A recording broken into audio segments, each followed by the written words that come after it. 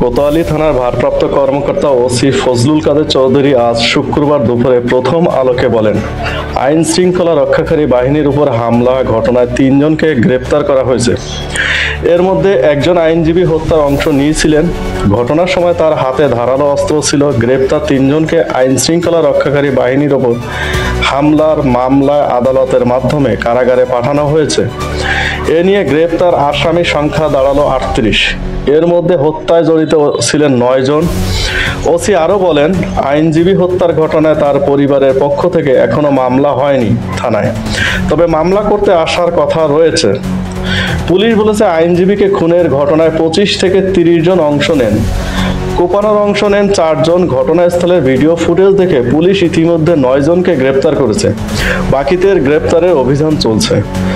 গত মঙ্গলবার দুপুর 12:30টায় চট্টগ্রাম আদালতে রাষ্ট্রদ্রোহ মামলায় গ্রেপ্তার হওয়া সম্মিলিত সনাতনী জাগরণ জোটের মুখপাত্র চিন্ময় কৃষ্ণ দাস ও ব্রহ্মচারীর জামিন নামঞ্জুর হয়। এরপর তাকে কারাগারে পাঠানোর জন্য প্রিয়জন ভ্যানে তোলা হলে বাধা দেন তার অনুসারীরা। তার প্রিয়জন ভ্যান আটক বিক্ষোভ শুরু করেন। পরে পুলিশ বিজিবি লাঠিপেটা করে সাউন্ড গ্রেনেড ছুড়ে বিক্ষোভকারীদের ছাত্রভঙ্গ করে দেয়। তখনই সংঘর্ষের সূত্রপাত হয়। এ সময় আইনজীবীদের গাড়ি ভাঙচুর, ইটপাটকেল নিক্ষেপ, প্রতিবাদের মিছিল বের করেন কিছু আইনজীবী। একাধিক প্রত্যক্ষদর্শী জানান, মিছিল শেষে ফেরার পথে হোঁচট খেয়ে রাস্তায় পড়ে যান সাইফুল। ততক্ষণ ঘটনাস্থল থেকে পুলিশ সংগ্রহ করা ৫২ সেকেন্ডের একটি ভিডিও ফুটেজের সূত্র ধরে তদন্তে সংশ্লিষ্ট কর্মকর্তারা জানান, ধারালো অস্ত্র দিয়ে আইনজীবী সাইফুলকে কোপানো ও গোমদাস চন্দন রণব তার নিথর দেহ পড়ে থাকলেও লাঠিসোঁটা দিয়ে বেধড় পেটাতে থাকেন অন্যরা। সেখানে আরও ছিলেন ২৫-৩০ জন।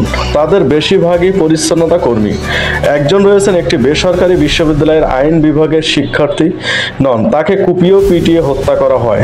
ঘটনাস্থলে পুলিশ সংগ্রহ করা ৫২ সেকেন্ডের একটি ভিডিও ফুটেজের সূত্র ধরে তদন্ত সংশ্লিষ্ট কর্মকর্তারা জানান, ধারালো অস্ত্র দিয়ে আইনজীবী সাইফুলকে কোপান ও দাস চন্দন রণব তার নিথর দেহ পড়ে থাকলেও লাঠিসোঁটা দিয়ে বেধড়ক পেটাতে থাকেন অন্যরা। সেখানে আরও ছিলেন ২৫-৩০ জন। তাদের বেশিরভাগই পরিচ্ছন্নতা কর্মী। একজন রয়েছে একটি বেসরকারি বিশ্ববিদ্যালয়ের আইনজীবী বিভাগ।